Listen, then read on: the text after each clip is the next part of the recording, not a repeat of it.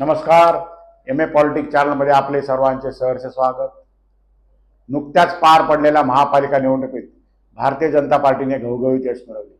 या निवडणुकीच्या प्रचाराच्या सुरुवातीलाच पुण्यामध्ये माननीय मुख्यमंत्री देवेंद्र फडणवीस यांनी मी विरोधकांना पाणी पाजणार आहे अशा प्रकारचे वक्तव्य केले होते आणि ते देखील त्यांनी सत्यात उतरवले. पुणे महापालिका निवडणुकीमध्ये भारतीय जनता पार्टीने 123 जागा मिळवून घवघवीत यश मिळवले, तर त्यांना आव्हान देणार राष्ट्रवादी काँग्रेसला केवळ 28 ते 29 जागांवर समाधान मानावे लागले.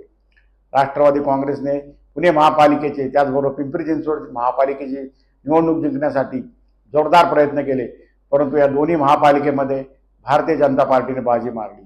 आता या आठवड्यामध्ये जिल्हा परिषदेच्या निवडणुका आता मतदान होणार आहे आणि या मतदानामध्ये या निवडणुकीमध्ये आता भाजप राष्ट्रवादीला पाणी पाजणार का राष्ट्रवादी काँग्रेस महापालिका निवडणुकीतील पराभवाची भरपाई करणार हे पाहणे देखील महत्त्वपूर्ण ठरणार आहे.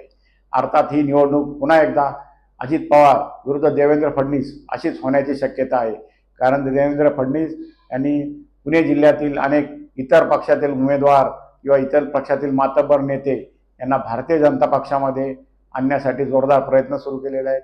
त्यानुसार भारतीय जनता पार्टी जोरदार इन्कमिंग होत आहे आणि हीच ताकद राष्ट्रवादी काँग्रेसच्या विरोधात ही उभी राहणार आहे. त्यामुळे ही जिल्हा परिषदेची निवडणूक अत्यंत चुरशीची होण्याची शक्यता आहे. त्यामुळे या निवडणुकीमध्ये कोण कुणाला पाणी पाजतंय हे पाहणं महत्त्वपूर्ण ठरणार आहे. पुणे महापालिका आणि पिंपरी चिंचवड महापालिकेच्या निवडणुकीत फडणवीस यांनी विरोधकांना पाणी पाजले.